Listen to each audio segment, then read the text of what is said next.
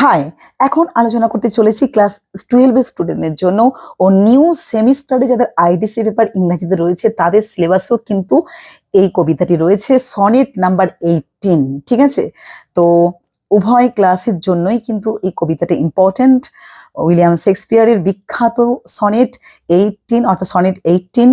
Shall I compare thee to a summer's day, অর্থাৎ William Shakespeare's যে 154টি sonnet লিখেছেন তার মধ্যে এই সনেটটি হলো 18 নম্বর সনেট, এবং তিনি একজন বিখ্যাত ইংলিশ পোয়েট, ড্রামাটিস্ট। ঠিক আছে, এবং তিনি বিভিন্ন আর কি সনেট, ট্র্যাজেডি, কমেডি, ঠিক আছে, মানে লিখেছেন। এবং তার সব থেকে গুরুত্বপূর্ণ বিখ্যাত নাটক দেখো কিছু কিছু আছে, তার মধ্যে Macbeth, midsummer Night's Dream.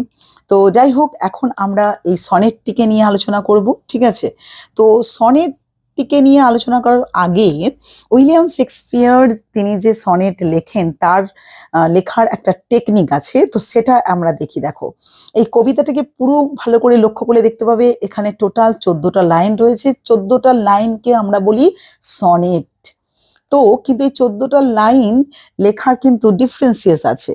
Actually যেমন আমরা দেখি অক্টেভ, সেস্টেড, অর্থাৎ অক্টেভে ধরো 8টা লাইন, সেস্টেডে 6টা লাইন, মোট 14টা লাইন। কিন্তু এখানে কিন্তু উইলিয়াম শেক্সপিয়ারের কিন্তু দেখো যে পার্থক্য রয়েছে কেমন। দেখো, 4টে লাইন করে দেখো, এক একটা দেখো রয়েছে স্তবক রয়েছে, তাকে আমরা কি বলছি, কোয়াটেন। ঠিক আছে, দেখো 3টে কোয়াটেন আছে। দেখো, এটা একটা কোয়াটেন, এটা একটা, আর এদিকে একটা, দেখতে পাচ্ছ।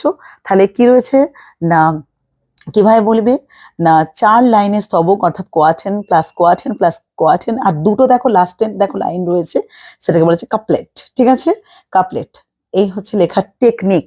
ঠিক আছে, অর্থাৎ উইলিয়াম শেক্সপিয়ার 4 লাইনের স্তবক অর্থাৎ কোয়াটেন, দেখো মোট 4 লাইনের করে যে স্তবক রয়েছে তাকে কোয়াটেন বলা হচ্ছে, আর 2 লাইনের স্তবকে তাকে কাপলেট বলা হচ্ছে। মোট দেখো 14টা লাইন। ঠিক আছে, আর একটা, হ্যাঁ, এখানে রাইম স্কিম করে দেওয়া হয়েছে, দেখো উচ্চারণের উপর ডিপেন্ড করে।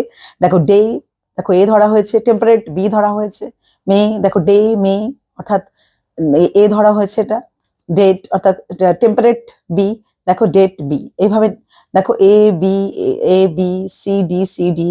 ঠিক আছে, উচ্চারণের উপর ডিপেন্ড করে এটা কিন্তু গড়া হয়েছে রাইম স্কিম। দেখো অ্যান্ড দেখো কি সিডি সিডি ইএফ ইএফ। ঠিক আছে, তো এই যে ব্যাপারটা, অর্থাৎ তোমাদের কাছে তাহলে রাইম স্কিম যদি বলে তাহলে তোমরা এভাবে বলতে পারো, A B C D C D E F E F G G. ঠিক আছে, এটা হচ্ছে রাইম স্কিম। তাহলে আমরা দেখলাম যে কোয়াটেন, কাপলেট অ্যান্ড রাইম স্কিম। এরপরে আমি কবিতার লাইন বাই লাইন তোমাদের বাংলায় বুঝিয়ে বলে দিচ্ছি। ঠিক আছে,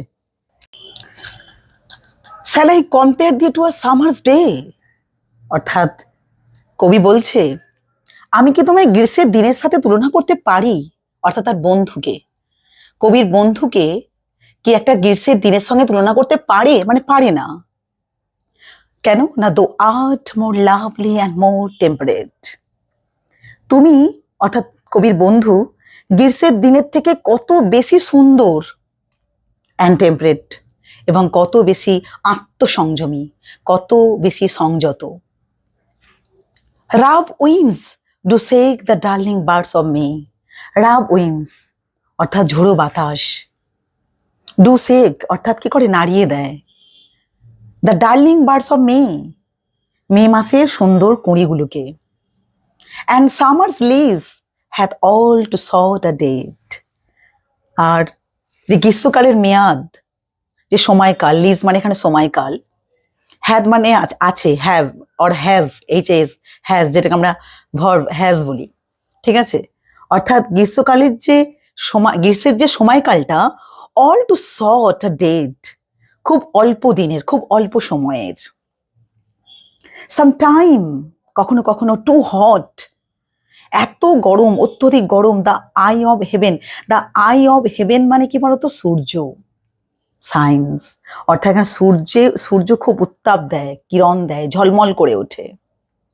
and often is his gold complexion deemed, এবং প্রায় তার যে সোনালি রং কি হয়ে যায়, ডিমড মানে ফিকে হয়ে যায়। And every fair from fair sometime declines, এবং প্রতিটি সুন্দর মানে সুন্দর জিনিস থেকে যে সুন্দরতাটা সেটা কি হয়ে যায়, নষ্ট হয়ে যায়, হারিয়ে যায়, ধ্বংস হয়ে যায়।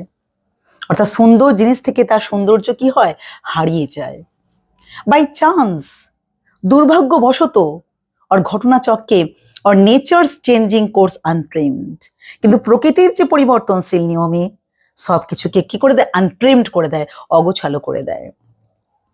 But thy eternal summer shall not fade.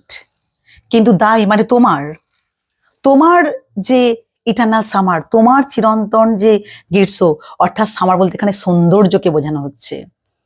দাই ইটারনাল সামার, তোমার তোমার চিরন্তন যে সৌন্দর্য, শ্যাল নট ফেড, অর্থাৎ তার বন্ধুর চিরন্তন সৌন্দর্য কখনো ধ্বংস হবে না, কখনো মানে ফেড হয়ে যাবে না।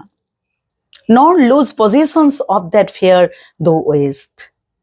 অর্থাৎ তুমি যে ধারণ করে রয়েছো তোমার যে সৌন্দর্য, সেইটা কি হবে না, কখনো তুমি হারাবে না। লুজ হারাবে না। তোমার যেটা দখল রয়েছে, তুমি যেটা নিয়ে রয়েছো, সেই সৌন্দর্যটা কখনো কি হবে না, হারাবে না।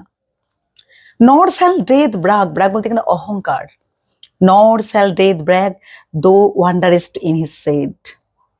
অর্থাৎ এমনকি মৃত্যুও তোমাকে বলতে পারবে না, এমনকি মৃত্যুও কি বলতে পারবে না, কি বলতে পারবে না, যে তার ছায়াতে ঘুরতে যাওয়ার জন্য। অর্থাৎ ওয়ান্ডারেস্ট ঘুরতে যাওয়া, ভ্রমণে যাওয়া, ইন হিজ সেড, অর্থাৎ তার ছায়াতে। অর্থাৎ মৃত্যুও তোমাকে মানে কি পরাজিত করতে পারবে না, অর্থাৎ মৃত্যুও তোমাকে মানে নিয়ে যেতে পারবে না। ঠিক আছে। হোয়েন ইন ইটারনাল লাইন্স, মানে যখন কবিতার এই অমর যে লাইনগুলো, টু টাইম দ্য গ্রোয়েস্ট, মানে যুগের পর যুগ ধরে তার সৌন্দর্য বৃদ্ধি মানে পেয়ে যাচ্ছে।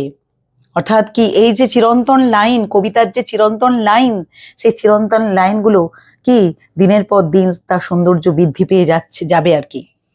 কেন যাবে, কি করে যেতে পারে? কারণ তারপরে লাইন দেখো, কাপলেটে বলেছে, so long as men can breathe or eyes can see. যতদিন পৃথিবীতে মানুষ নিঃশ্বাস প্রশ্বাস নেবে আর দেখতে পাবে, সো লং লিভ দিস, ততদিন কি হবে না, আমার কবিতা বেঁচে থাকবে, এবং and this gives life to the, ততদিন তোমাকে প্রাণ দিয়ে যাবে। কে প্রাণটা দিয়ে যাবে, কে তোমাকে বাঁচিয়ে রাখবে? আমার এই কবিতার লাইন, আমার এই কবিতা তোমাকে বাঁচিয়ে রাখবে। ওই জন্য তোমার সৌন্দর্য কখনো নষ্ট হবে না। তাহলে বুঝতে পেরেছো এখানে কি বলছে? তাহলে এই কবিতাটা পড়ে আমরা কি দেখলাম, যে উইলিয়াম শেক্সপিয়ার তিনি যে এই সনেটটি লিখেছেন তার বন্ধু উইলিয়াম হার্বার্টকে উদ্দেশ্য করে লিখেছেন। কি বললাম, উইলিয়াম হার্বার্টকে উদ্দেশ্য করে লিখেছেন। আর এই কবিতাটার মধ্যে 3টি কোয়ার্টেন আর একটি কাপলেট আছে। আর এই কবিতাটি আয়াম্বিক পেন্টামিটারে লেখা। ঠিক আছে, একটু সামারি করে বলে দিচ্ছি তাহলে তোমাদের সুবিধা হবে। দেখো, তো এই পৃথিবীতে মানে প্রত্যেকটা জিনিসেরই একদিন শেষ আছে। কেউই তার মানে আমরা প্রত্যেকেই, আমাদের প্রত্যেকজনকে আমাদের মৃত্যুকে মেনে নিতে হবে। মৃত্যু আমাদের হবেই। তো কবি যখন এটা ভাবেন যে তার যে প্রিয় বন্ধু, যাকে তিনি এত ভালোবাসেন, তাকেও একদিন হয়তো মরতে হতে পারে, মানে মরতে হবে। তো কবির যে ওই বন্ধুর যে সৌন্দর্য, তার যে যৌবন সৌন্দর্য, মানে এটা যে কবিকে হারাতে হবে, কবি এটা দেখতে পারবেন না। অর্থাৎ কবির বন্ধুর একদিন মৃত্যু হতে পারে, তার যৌবন সৌন্দর্য হারিয়ে যাবে, কবি এটা ভাবতে পারছেন না। এবং কবি তাই জন্য তিনি কবির বন্ধুকে অমর করার জন্য তিনি এই কবিতাটি লিখেছেন। অর্থাৎ এই কবিতার মধ্যে দিয়ে তিনি বলতে চাইছেন যে পৃথিবীর সবকিছু যে সৌন্দর্য রয়েছে, সেই গ্রীষ্মের মতন আরামদায়ক হোক, সূর্যের মতন বিশাল তেজস্বী হোক, প্রত্যেকটা সৌন্দর্যেরই একদিন না একদিন তার বিনাশ হবে সময়ের সাথে সাথে। কিন্তু কবি ভাবছেন তার বন্ধু, অর্থাৎ এই যে গ্রীষ্মের দিন, কুঁড়ির ফুলের থেকেও বেশি সুন্দর, দীর্ঘস্থায়ী হবে। কারণ গ্রীষ্মকাল যতই সুন্দর হোক না কেন, সেটা তো ক্ষণস্থায়ী। তাই জন্য বন্ধুর সাথে সেটা তুলনা করা যায় না। কারণ সূর্য কখনো প্রচন্ড উত্তাপ দেয়, আবার কখনো ফিকে হয়ে যায়। তাহলে পৃথিবীর সমস্ত যে সৌন্দর্য রয়েছে তার সেই সৌন্দর্য থেকে সৌন্দর্যতা হারিয়ে যায়। কিন্তু কবি বিশ্বাস করেন তার কবির বন্ধুর তার যে যৌবন, তার যে সৌন্দর্য, সেটা কখনো হারিয়ে যাবে না, সেটা কখনো হারিয়ে যাবে না। ঠিক আছে, বলতে চাইছে এটা। আর এছাড়া কবি বিশ্বাস করেন যে যতদিন পৃথিবীতে মানুষ বেঁচে থাকবে ততদিন কবির কবিতা পড়বে। আর কবিতা পড়া মানে কি, কবিতা বেঁচে থাকবে। আর এই কবিতা অর্থাৎ কবিতার পংক্তি, কবিতার লাইন এর মধ্যে দিয়ে কবির বন্ধুকেও কি বাঁচিয়ে রাখবেন, কবির বন্ধু এখানে অমর থাকবে। তো এটাই উইলিয়াম শেক্সপিয়ার কবিতার মধ্যে দিয়ে তিনি তার যে বিশ্বাস, তার যে বিশ্বাসটা তিনি এই কবিতার মধ্যে দিয়ে তুলে ধরার চেষ্টা করেছেন, অর্থাৎ কবির বন্ধুকে চিরকালের জন্য অমর করে রাখতে চান। তো এটাই কবির উদ্দেশ্য। ঠিক আছে, তো কেমন লাগলো তোমরা অবশ্যই কমেন্ট করে জানাও। আর একটা কথা, আমি 2025-এর জন্য ইম্পর্টেন্ট যে প্রশ্ন অর্থাৎ এসএকিউ বা বড় প্রশ্ন তোমাদের যে হয়, আমি তার সাজেশন করব অবশ্যই। এসএকিউ, ইম্পর্টেন্ট এসএকিউ আমি তোমাদের সাথে আলোচনা করব, তাহলে তোমাদের কোনো সমস্যা হবে না।